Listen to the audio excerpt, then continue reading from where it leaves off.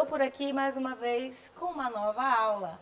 Hoje nós vamos falar dos adjetivos. O que é o adjetivo? Você lida com ele o tempo todo. Quer ver só? Ah, eu estou cansado. Ah, eu estou entediado.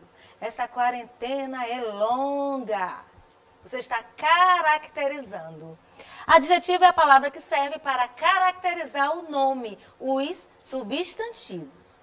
Às vezes, eu não vou conseguir caracterizar com uma palavra só. Eu vou ter que usar uma expressão, eu vou ter que usar mais de uma palavra. Quando isso acontece, eu uso uma locução adjetiva. Então, essas expressões que nós chamamos de locução adjetiva é quando você vai usar mais de uma palavra para caracterizar aquilo que uma só palavra não vai conseguir. Quer ver só um exemplo? Eu tenho uma bolsa.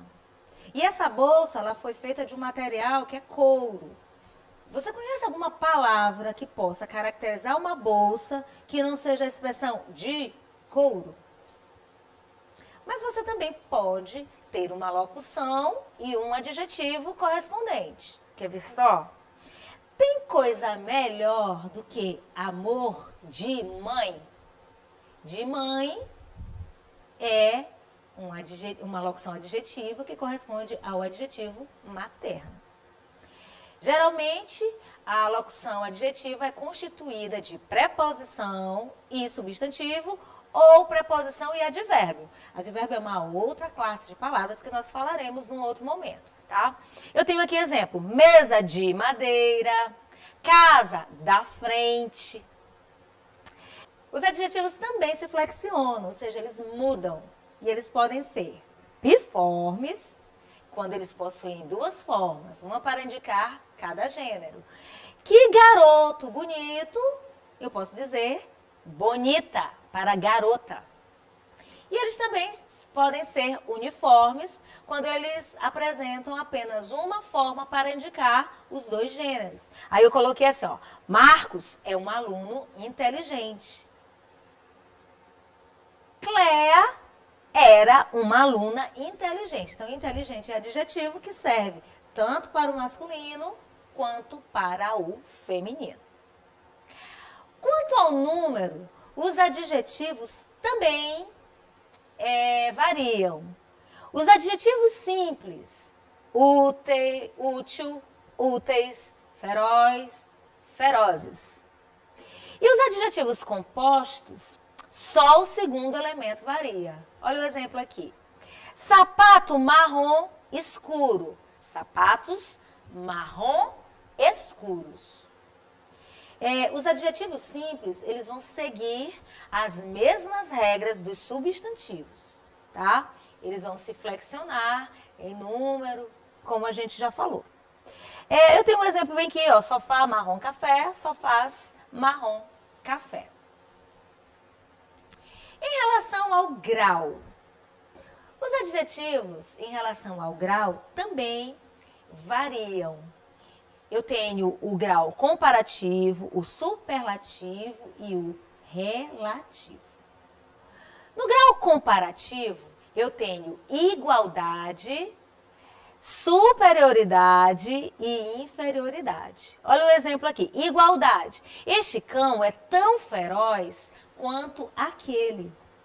Você tem um padrão de igualar as características. Superioridade. Este cão é mais feroz que aquele. E o de inferioridade, este cão é menos feroz que aquele. Nós temos o grau superlativo, que pode ser analítico e sintético. Este cão é muito feroz. É analítico porque você usa uma outra palavra, que no caso é um advérbio, dando intensidade à questão da ferocidade do cão. Mas quando você usa o absoluto sintético, você tem a palavra ferocíssimo, tá? E o relativo de superioridade, este cão é o mais feroz do bairro, e o de inferioridade, este cão é o menos feroz do bairro. Alguns adjetivos possuem formas especiais para o comparativo e para o superlativo. No caso, nós temos adjetivo pequeno, por exemplo, grande, mal, bom. O comparativo eu posso ter menor, maior, pior, melhor. E o superlativo eu posso ter mínimo, máximo, péssimo e ótimo. Observe essa historinha. Ela é do Ziraldo. Nós temos aqui no primeiro quadro, o título é Viva o Verde. A mãe, muito provavelmente com o pai, está numa loja de tapetes. E ela diz assim, ó, vamos ficar com este tapete vinho. E o menino maluquinho diz assim, não, compra o verde. O verde. Verde não combina, diz a mãe. Se não levar o verde, eu faço greve de fome. Nossa, que exagero. Tá bom, vai o verde. Agora está satisfeito? Eu sempre quis fazer um piquenique dentro de casa. Esse tipo de texto, que é uma historinha em quadrinho, ele vai exigir de nós duas habilidades. A leitura e também a leitura verbal e a leitura não verbal. É quando você observa os detalhes. Olha só, eles estão numa loja de tapetes. O título do texto é Viva o Verde. A palavra em questão aqui é vinho, verde, que são palavras que vão nomear cores, tá? E o menino maluquinho entrando na conversa dos pais com o vendedor, pedindo o verde. No último quadro, a mãe, lógico, atendendo ao apelo do menino, compra o tapete verde. Estou fazendo aqui para você uma análise do texto. Agora, está satisfeito? Eu sempre quis fazer um piquenique dentro de casa. Na historinha, a palavra vinho tem valor de adjetivo ou de substantivo. Perceberam a importância de você reconhecer uma classe gramatical dentro de um texto? Por quê? A palavra vinho tem valor de adjetivo. Por quê? Porque ela vai qualificar, ela vai caracterizar o substantivo tapete. Agora, letra B. Relacione o uso que o menino fez do tapete e o título da história. Lembram do título da história? É Viva o Verde. Duplo sentido, gente, deixa eu me adiantar. Tem a ver com ambiguidade. Uma palavra pode ser usada dentro de um contexto e ter um entendimento diferente. Contexto, vou falar, é a situação em si. A palavra verde pode significar muita coisa. Nesse caso, o verde vai se referir não só à cor do tapete, mas também à ideia de surpresa. Mas também a ideia de natureza, de grama. Por isso o título pode significar Viva a Natureza.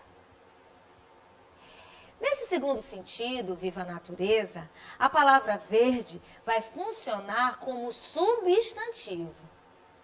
O quê? Pausa. Verde é uma cor. Eu posso dizer a caneta verde, a camisa verde, o tapete verde, que foi a intenção da mãe. Mas quando o menino maluquinho vem com Viva o Verde, quer fazer um piquenique, você observa que verde, nesse sentido do menino maluquinho, tem um outro significado. Portanto, não é apenas a classe gramatical dentro de um texto, é a funcionalidade daquela palavra numa intenção comunicativa. Olha só. Eu posso usar uma palavra fora de sentido. Verde, no caso, natureza.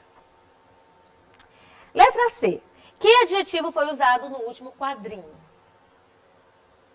Aí eu vou ter que voltar ao quadrinho para você. Espera só um pouquinho. Agora você está satisfeito? Eu sempre quis fazer um piquenique dentro de casa.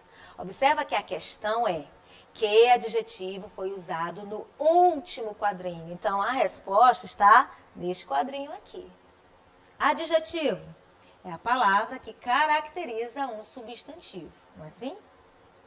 Que adjetivo foi usado no último quadrinho? Agora você está satisfeito? Agora você está satisfeita? A resposta é satisfeito. Próxima questão.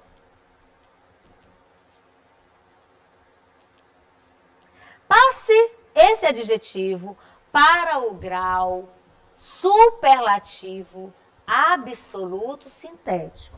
Ou seja, quando eu digo sintético, você vai usar uma só palavra para elevar a intensidade desse adjetivo. Para dizer que é muito satisfeito com uma palavra só. Satisfeitíssimo. Gente, eu posso dizer que eu estou com muita vontade. Muita é um advérbio. Ele intensifica a palavra vontade. Eu falei ainda agora de intensificar. Aí eu já falo também de uma outra classe de palavras. Tudo isso para mostrar para você, mais uma vez, que uma palavra pode assumir uma função diferente de acordo com o contexto. Tá bom? Vamos seguir. O que aconteceu com o marido esbelto, bonito, espirituoso, com o qual casei há 20 anos? E o amigo do marido pergunta, então Agar não é o seu primeiro marido? No primeiro quadrinho, a sequência dos adjetivos, esbelto, bonito, espirituoso. Se ela continuasse, maravilhoso e tal, atlético. Então, são palavras que você vai usar numa sequência e vão intensificar progressivamente os seus significados. Dando origem à figura de estilo chamada hipérbole. Eu já expliquei o que é a progressão, já expliquei o que é a intensificação, já mostrei para você o que é a contextualização. A palavra dentro de um contexto assume o significado. Tudo bem até aí, né? Então, continua. É uma assertiva, que você tem, tá afirmando isso. 2. Se em vez de empregar o verbo haver para indicar o tempo decorrido, Helga utilizasse o verbo fazer, segundo a norma culta, o período deveria ser assim reescrito. O que aconteceu com o marido esbelto, bonito e espirituoso, com o qual casei fazem 20 anos? Opa! Vou ter que fazer outra pausa. Fazem. Verbo fazer, indicando o tempo, é impessoal. Eu já estou dando a resposta, mas é assim mesmo, a gente vai devagar, né? Aprendendo. Fazem. Verbo fazer, ele é impessoal. Verbos impessoais não variam. Eles só se apresentam na terceira pessoa do singular. Por isso eles são impessoais. Então já sabe que essa reescritura aqui está errada. Eu já dei até a resposta. Vamos continuar. 3. A oração com o qual casei é subordinada adjetiva restritiva. O quê? Falei grego? Subordinada adjetiva restritiva. Falei grego? Gente, nós estamos falando de adjetivo. Adjetivo caracteriza, certo? Então, uma oração também vai ter a mesma função de adjetivo. E oração subordinada, eu já falei disso, mas vocês já estudaram, eu tenho certeza. Vocês do ensino fundamental que estão no 9º ano, vão estudar agora. Vocês que estão no ensino médio já estudaram, então não é novidade. Então essa questão aqui dá para responder. Então aqui, quais delas estão corretas ou qual delas está correta? Apenas a 1, apenas a 2 ou apenas a 3? É a primeira, é a segunda ou é a terceira? E aí? Qual a resposta correta? A oração com o qual casei é subordinada adjetiva restritiva. Deixa eu falar uma coisa para vocês. A hipérbole consiste no exagero, certo? Quando eu digo esbelto, bonito, espirituoso, será que ela estava exagerando? Não estava. Então, aqui não é um exagero. A hipérbole é um exagero, mas no caso ela não está exagerando. Questão 2, eu já disse, verbo fazer, indicando o tempo em pessoal, não pode variar de jeito nenhum. Então, só me resta a alternativa 3, vamos voltar mais uma vez no quadrinho.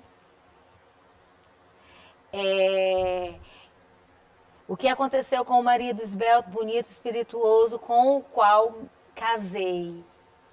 Com o qual casei? Oração subordinada. Oh, meu Deus. Está fazendo uma referência, está mostrando. Oração subordinada, gente, outro parênteses, é aquela oração que só vai ter sentido junto de uma outra oração, que é a oração principal. Onde está aquele marido com o qual me casei? Então, com o qual me casei é uma oração subordinada, porque depende da primeira. É restritiva, porque faz uma restrição ao marido, que pelo jeito mudou completamente de humor, de aparência também. Acaba sendo engraçado.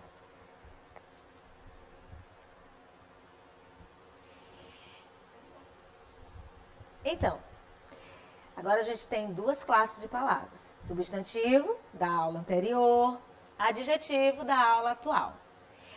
Daqui para frente, nós vamos interagindo todas as classes a cada aula, até que cheguemos no ponto comum de toda a aula de língua portuguesa, que é a produção de textos. Revise as aulas que estarão disponíveis nas páginas do Governo do Estado, da Secretaria de Educação. Continue estudando. Uma dica para você. Você pode também visitar as nossas redes sociais. Cacau Sotero no Instagram. Nós temos também o canal Português com Cacau Sotero. E a gente vai desenvolvendo uma relação bem legal entre professora e alunos. Tá bom? Lembrando, toda vez que você assistir a uma videoaula e não entender, você tem a oportunidade de rever as aulas e tentar entender de novo. Ler é importante. Eu sempre vou dizer isso para vocês. Ler, compreender, interpretar, são ações que vão fazendo parte da nossa rotina de estudo. Vocês vão precisar disso em todas as disciplinas. Língua portuguesa, matemática, história, tá bom? Não esqueça de tentar pontuar tudo aquilo que foi falado. Faça um esquema de estudo, faça os exercícios sugeridos, observem direitinho que você vai conseguir em casa acompanhar.